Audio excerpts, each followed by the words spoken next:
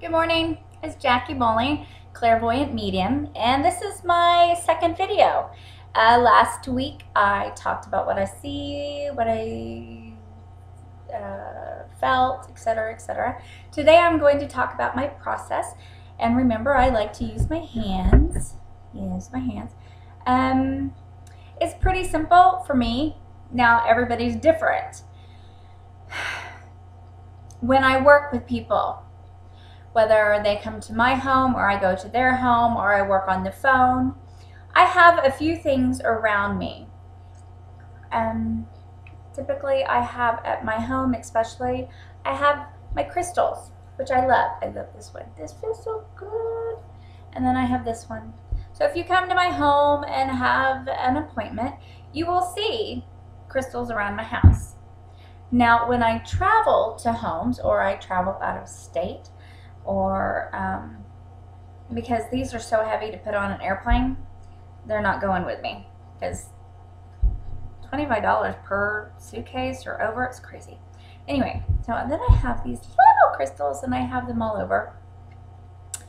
They will either be in a pouch, sometimes I stick them in my bra, sometimes I stick them in my pocket.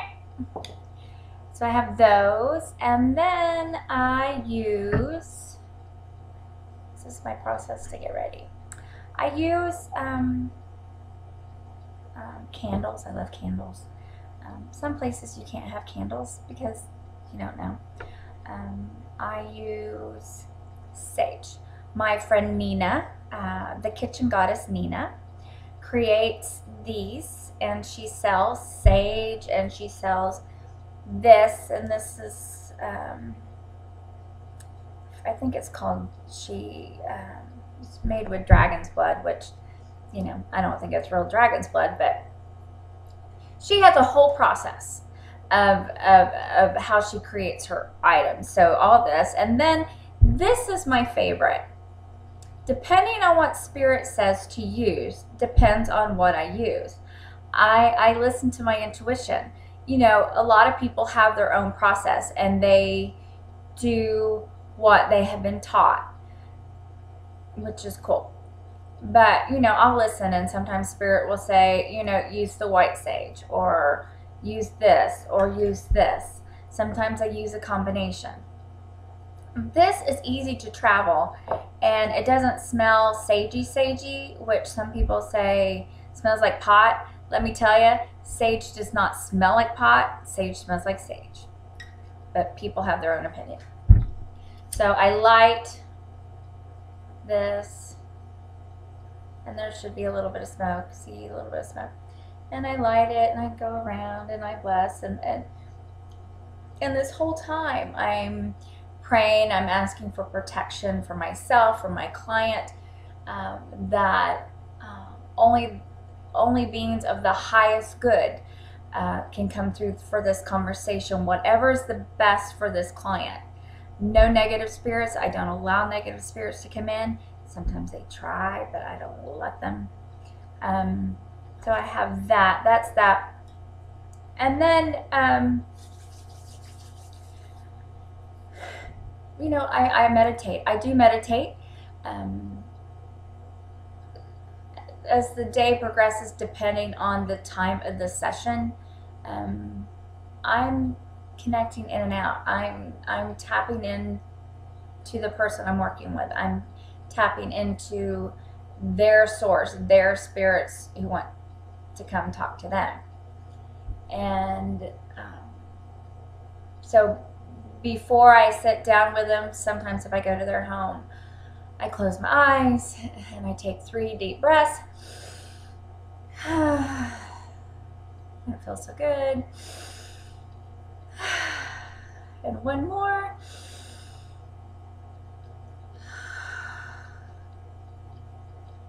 There's a couple of reasons.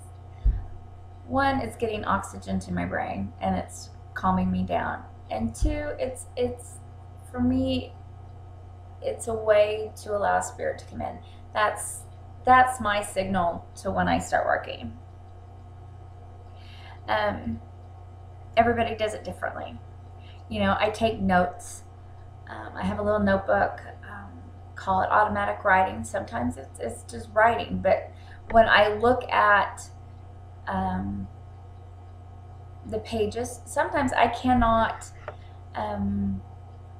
understand what it is. During the session, I can translate.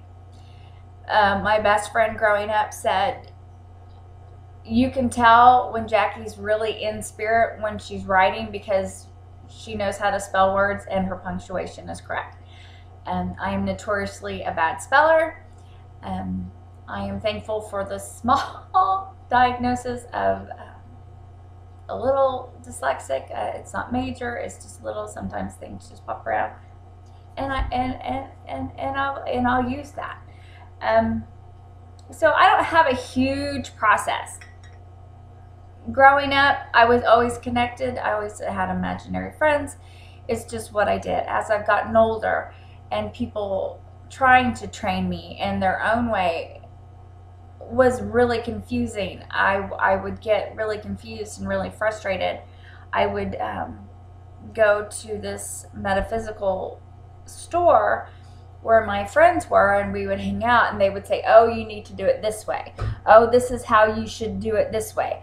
And I really honestly got so confused that everything I thought I did and every way that I connected to source and to spirit felt wrong.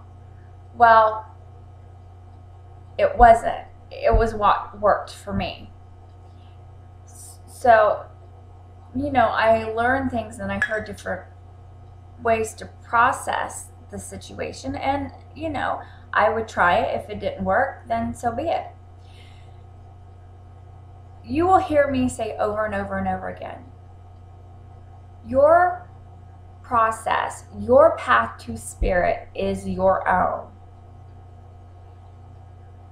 All I can say is what works for me. If you have questions, I will say, well, this is what I do. Maybe you can try this. And if that doesn't work, then we'll try something else. People will ask, well, how do you know that's what to suggest? It's like asking me, how did you know that? How did you know that about me? I talk to spirit. I talk to the dead. I talk to angels. I have communication. So when spirit is telling me to tell this person, try this, that's for that person alone, because very rarely do the things I suggest to the client is the exact same thing that somebody else is getting that information. Sometimes it interlocks. Sometimes people can do the same thing, but it's definitely individually based on what the person can do. If they are a new student who wants to try to connect to mediumship, we'll start at the very beginning. I will say, have you always seen spirit? Is this something new for you? When did this start?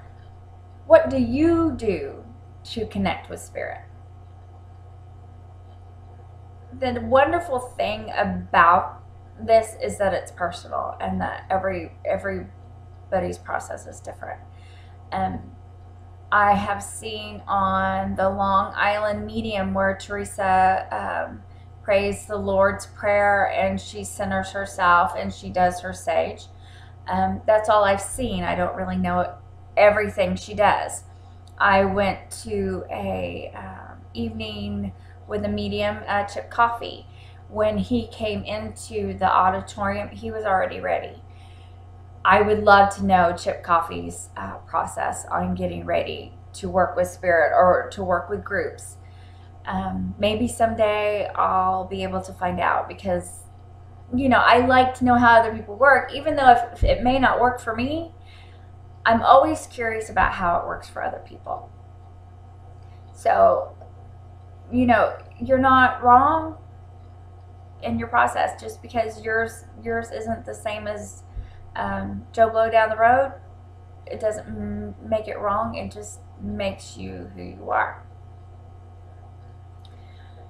So when the client when I connect with a client, it just ends up turning into a conversation. So what is happening all day is I'm getting ready to have this time. I pray, I meditate. If it's in my home, I definitely sage. I definitely have my own crystals. Typically, I don't sage in other people's homes. I bring it with me. Some people are very highly sensitive to that smell. So, I'll ask, and then sometimes they say yes, sometimes they say no. It's not mandatory. I don't have to do it. But it's just something else. So really, my process is pretty simple. I pray, I meditate, I have my crystals, I sage. Again, Nina's stuff is amazing. This stuff lasts for so long. I think I've had this, and eventually, this is my second stick, and you don't really need to burn the whole thing. This is really good when I travel to hotels. I think maybe I've said that, because it doesn't smell sagey. And I always carry a lighter, even though I don't smoke, because you never know what you're going to have to light, like candles or something. My best friend Lee is a 4th generation psychic. She connects instantaneously.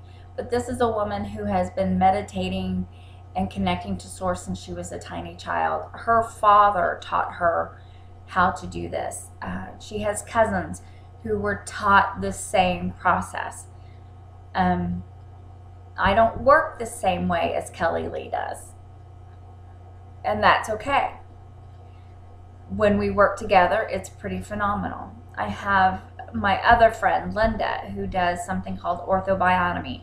I will post that link to her because that's very hard to explain, but she works kind of like Reiki, an energy thing, but it's a soft touch. It's not massage. I'll put the link up because I'm going to mess it up. Her connection is different than mine. Nobody else is better than. If you have someone who is your teacher, who you pay good money to go see, that is claiming that they are better than you are, just because of their process, I would probably take the class anyway, but that would be so upsetting and so full of ego that I would have a hard time with that. Everybody works with spirit differently. I'm going to repeat that over and over and over again, and I don't mean to, but it's important for you to know. I am here to be a mentor up until you don't need me anymore. Maybe mentor is not the right word. I am your friend who's on the same spiritual journey you are. I just happen to be doing this. Thank you for listening to me. I was kind of hoping it would be a shorter video, but that's my process of working with spirit. It's not complicated for me. I don't spend hours in a sweat lodge. I don't spend hours meditating, even though I have. Not necessarily for the client's sake, but just to be meditating. No, and it's not sleep. It's real meditation. So don't say, oh, you just fell asleep. No, it was actually meditation. So that is my process. It's not very difficult for me. If you have questions, you can contact me through my website, JackieBowling.com. I will post a link on the YouTube video. And thank you for spending time with me. Next week, I don't have a topic. So if there's something in particular you want to hear about, anything I can answer, feel free to send me a message. I love hearing from you. I want to develop a good internet relationship. And you all have the most awesome kind of day. I have a client actually later this evening, so I will be implementing all of my my process. you get a process, and you get a process, and you get a process. Yay! So have a great day. Be blessed.